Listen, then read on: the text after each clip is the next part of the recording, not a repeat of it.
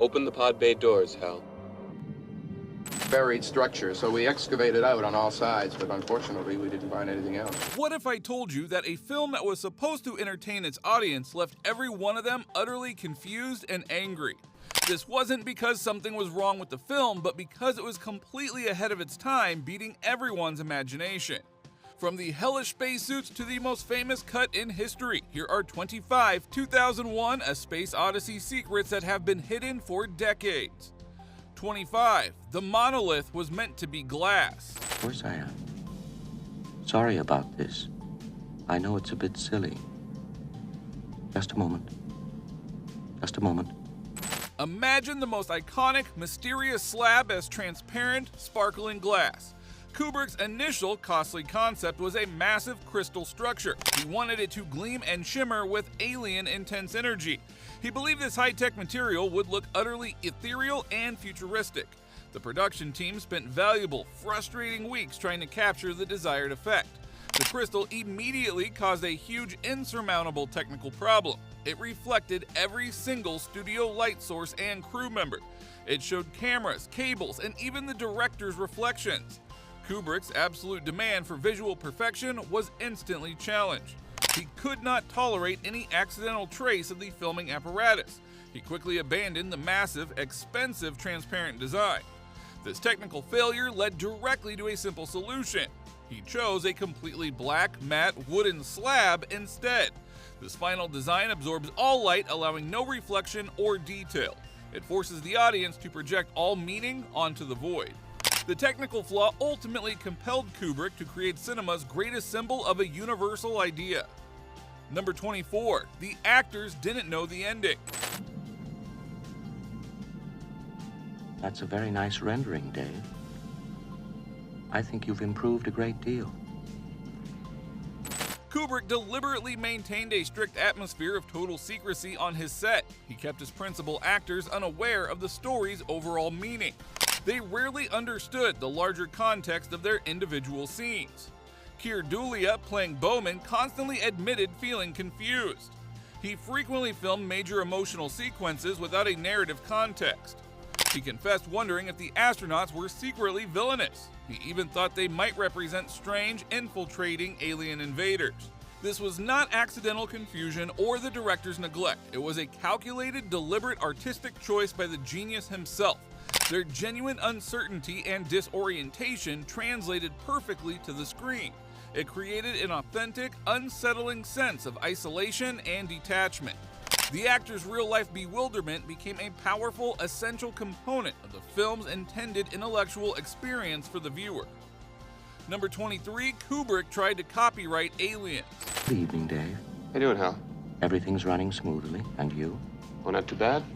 Have you been doing some more work? A few sketches. May I see them? Sure. Kubrick's paranoia about preserving his vision was incredibly intense and specific. He took highly unusual and professional legal steps to protect his work. He seriously consulted specialized lawyers about copywriting the concept of extraterrestrial life. He feared another cheap film would beat him to the punch with Aliens. This, he strongly felt, would severely diminish the unique originality of his own film. He contacted scientists at NASA headquarters directly and often. He actually asked them to formally alert him of any genuine discovery of life. He was actively competing against both fiction and scientific reality. The great irony is that he ultimately chose never to show any physical alien beings. He kept the intelligence abstract, mysterious, and infinitely profound. He sought to legally guard the one artistic concept he realized was far more powerful when left completely invisible. Number 22, the narrator disappeared.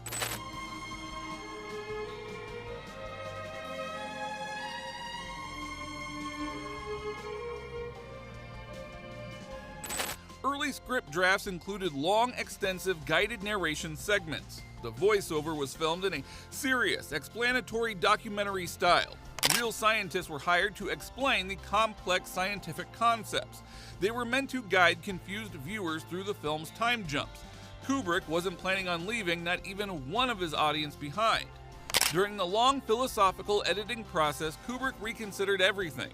He realized the explanation instantly shattered the film's beautiful mystery. Narration would reduce the complex work to simple adventure fiction. Instead, he decided to, by default, trust his audience. He completely removed every single trace of the unnecessary voiceover. This radical decision elevated the film from a story into an unforgettable piece of intellectual cinema. Number 21, the real brands of the future.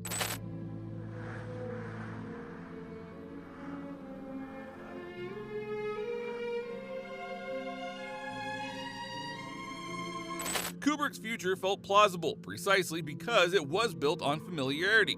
The production made the deliberate choice not to invent fictional brands. It utilized well-known corporations from the 1960s. Pan Am operated the giant orbital shuttles and transportation. Hilton managed the luxury space station hotel facilities. Howard Johnson served food in the orbital complex cafeteria. IBM powered all the central computers and diagnostic systems.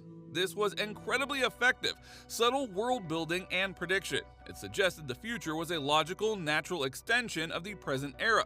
These common companies had simply expanded their reach into space. The grounding in familiar brands made the film feel like a genuine documentary vision of the future. Number 20, the hellish spacesuits.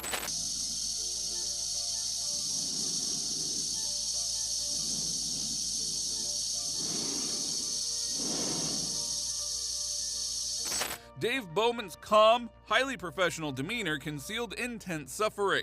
The heavy, pressurized spacesuits were a logistical and physical nightmare. They were completely sealed and became unbearably hot inside.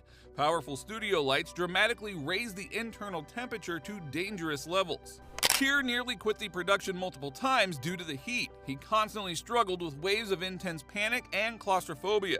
The dehydration was severe and constant during filming.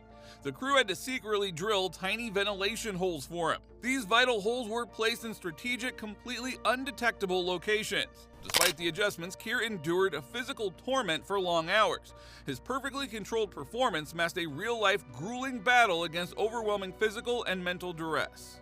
Number 19, the leopard was real.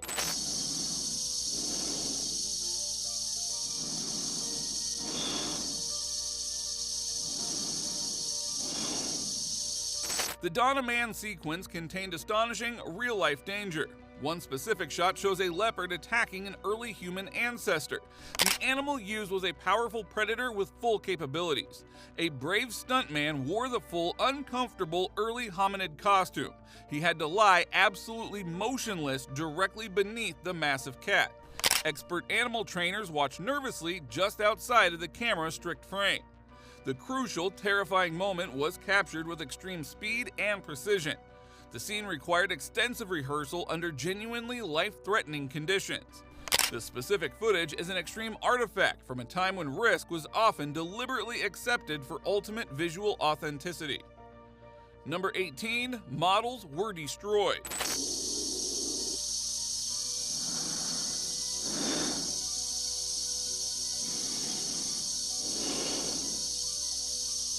Immediately after filming concluded, Kubrick issued a highly radical, destructive command. He demanded the complete and utter destruction of all major props and models. The massive 54-foot Discovery spacecraft model was deliberately destroyed. This intricate structure represented months of specialized, expensive craftsmanship. His primary reasoning was protective and strictly artistic preservation. He feared cheaper productions would inevitably reuse his masterpiece models in the future. He believed this would degrade the originality and uniqueness of his vision. Master craftsmen were forced to smash, burn, and discard their own incredible work. This wasn't irrationality, but a question to preserve that which is deemed priceless. Number 17, the myth of HAL and IBM.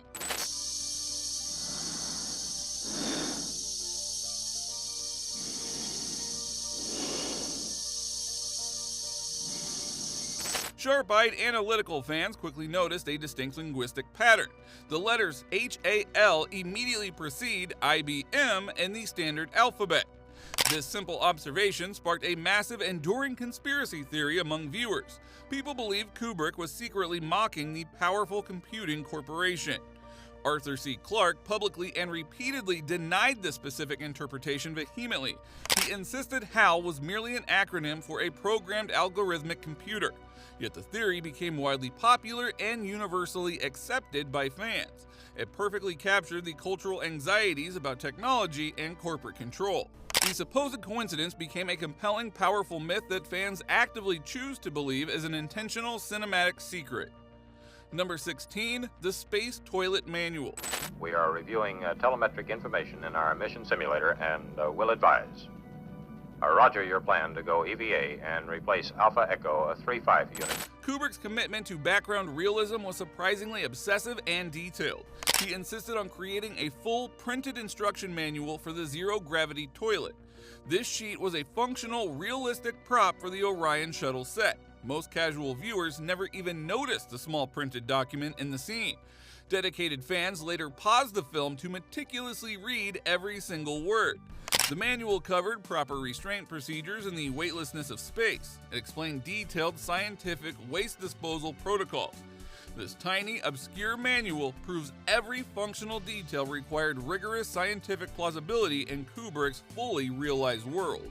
Number 15, the ape men were dancers.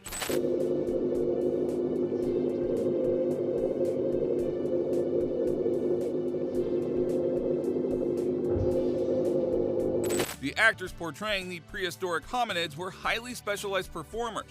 They were rigorously choreographed by the skilled mime artist Daniel Richter. Richter was an expert in physical theater and expressive movement. The actors wore heavy, detailed, uncomfortable yak hair costumes. He taught them a complex, deliberate, primal ballet of gestures.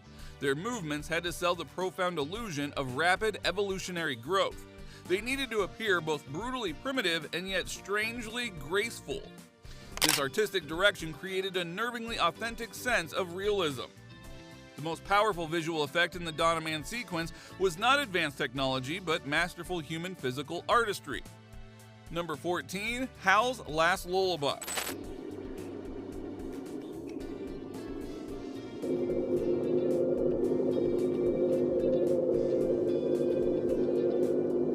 The eerie, unforgettable song Hal sings as his consciousness fades is Daisy Bell. This choice holds deep, specific historical significance for technology. Arthur C. Clarke famously witnessed an IBM computer perform this exact song. It happened in 1961 during a seminal demonstration at Bell Laboratories. This event marked a crucial early milestone in synthetic voice technology, including the song linking Hal's final moments directly to his technical birth. As his mind is systematically disconnected, he regresses to his first performance. Number 13, Africa, filmed in England.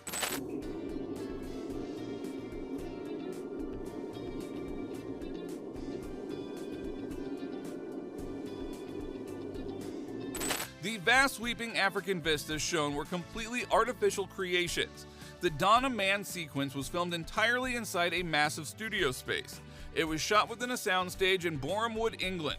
Kubrick employed revolutionary advanced front projection technology. A massive screen displayed high-resolution images of the real African landscape.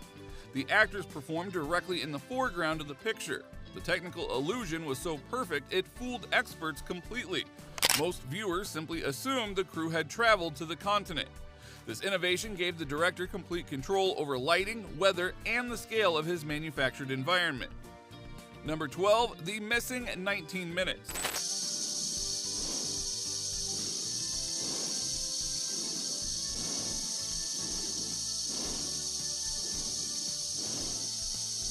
Following the immediate critical and commercial backlash, Kubrick acted swiftly. He personally cut almost 20 minutes from the lengthy initial film print. The removed footage included extended astronaut routines and downtime activities. It featured additional, slowly paced exterior spacecraft sequences. But he realized the deliberate rhythm needed immediate tightening for pacing. MGM executives later formally promised they would never restore the missing footage. The mystery of these lost scenes became legendary among dedicated film enthusiasts. The elimination of the footage added yet another layer of permanent enigma to the film's already mysterious narrative structure. Number 11, the spacesuit color code.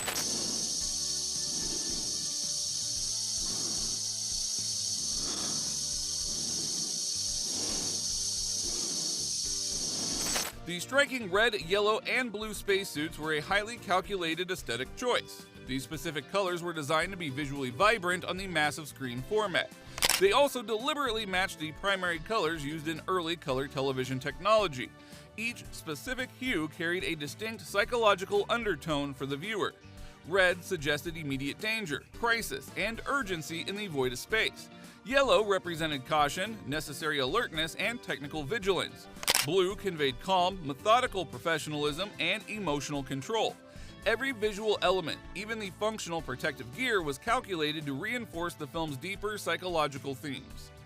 Number 10. Racing against NASA.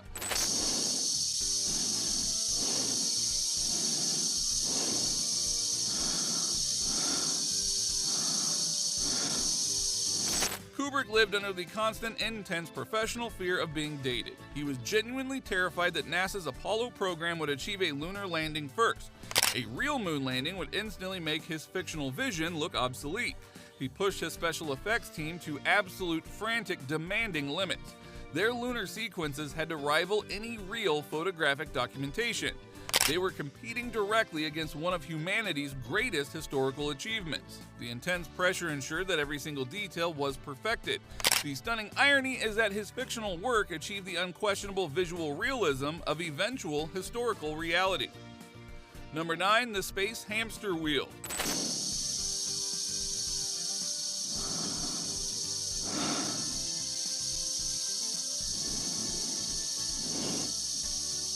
The rotating centrifuge set was an unparalleled piece of engineering genius. It successfully created the perfect illusion of artificial gravity inside the ship. The massive structure was 38 feet in total diameter across the stage. It weighed over 30 tons and required millions of dollars to construct. Actors had to jog and move naturally inside the giant spinning wheel. They needed perfect timing and immense physical stamina to perform the drill. Crew members frequently suffered from debilitating motion sickness just observing the rotation. This complex effect resulted in seamless, believable cinematic reality achieved through sheer engineering prowess. Number 8. The Fire That Halted Production. Well, as far as I know, no 9,000 computers have been disconnected. Well, no 9,000 computers ever fouled up before. That's not what I mean. Well, I'm not so sure what do you think about it. A major devastating production disaster struck the studio lot in 1966. A massive fire swept through MGM Borehamwood Studios, causing chaos. It severely damaged many meticulously built sets and crucial props on location. Months of intricate work were instantly compromised or utterly destroyed. Production was immediately and completely shut down for many weeks of assessment. Kubrick assessed the extensive damage with a usual calmness. He absolutely refused to use any material that had been tainted by smoke damage. He ordered all affected areas rebuilt entirely from the ground up. What could have stopped the film only served to prove Kubrick's ultimate commitment to visual perfection. Number 7. The Ending You'll Never See. Rotate the pod, please, Hal. Rotate the pod, please, Hal. I don't think he can hear us. Early script concepts included elaborate, detailed alien civilizations and worlds. They described huge, glittering, crystalline cities and exotic architecture. Kubrick spent substantial time, money, and effort designing these locations. He actually began building some of these complex sets for the scenes. As the film's philosophy evolved, he made a radical, defining artistic decision. He chose to scrap all alien imagery completely. He feared any concrete depiction would ultimately disappoint the viewer. He chose the abstract transformation instead. By eliminating the physical aliens, he created a profound, infinite, and eternally debatable mystery for generations. Number 6. IBM's real involvement.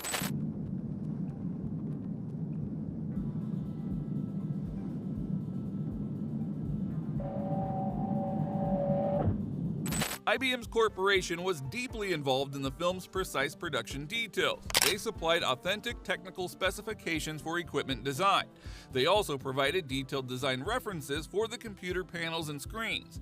Their logos appeared throughout the Discovery spacecraft systems. Kubrick imposed one crucial, non-negotiable stipulation for the partnership. The IBM logo absolutely could not appear near any of HAL's aggressive malfunctions. He did not want to imply corporate error created the ultimate AI threat. He achieved absolute technical realism while carefully managing the brand's public image and avoiding legal issues. Number 5. The Stargate wasn't CGI.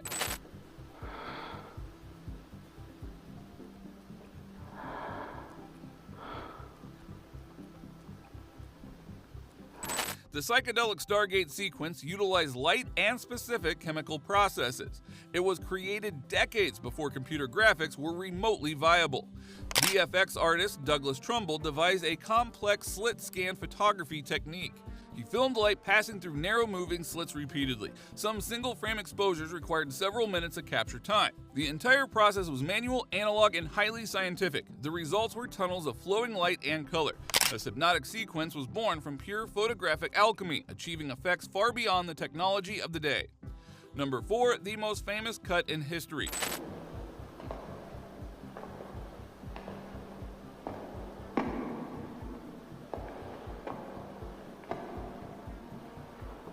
It is arguably the most famous and philosophically profound jump cut ever executed. A spinning prehistoric bone is instantly replaced by an orbiting space satellite. The single, silent edit dramatically leaps 4 million years forward in history. The match cut required months of precise mathematical calculation and testing. Kubrick and his editor tested countless rotational variations for alignment. The speed and trajectory had to align perfectly and seamlessly. The movement created a visual poem of technological evolution. The simple transition required extreme technical effort to achieve its massive intellectual impact.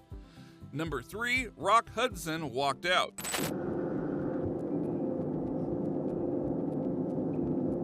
Rotate seat belt, please, Hal.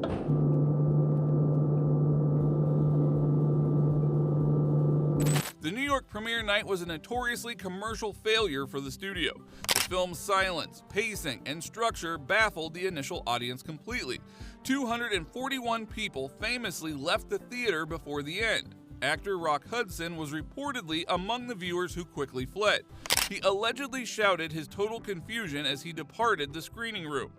Critics universally dismissed the film as pretentious and incoherent, yet within weeks, younger, counterculture audiences embraced the new language.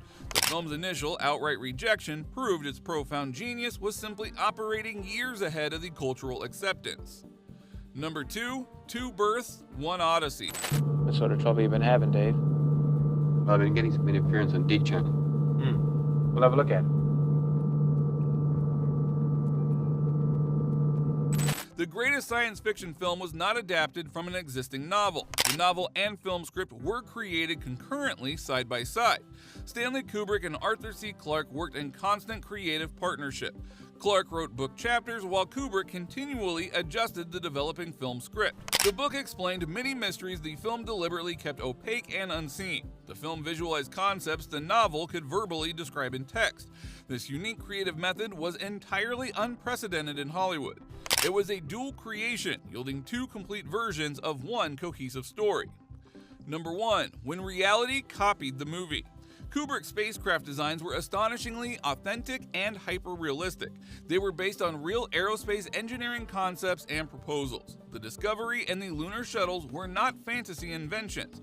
They reflected actual NASA blueprints and program proposals directly. The film's technical accuracy was uncanny to scientific experts. When Neil Armstrong landed in 1969, the world watched the television screens. The real footage of the moon looked almost identical to the film's visuals. This visual similarity led to the conspiracy theory that Kubrick secretly filmed the moon landing for the US government. From destroyed models to silenced narrators, these secrets are amazing. And 57 years later, 2001: A Space Odyssey still stares back at us.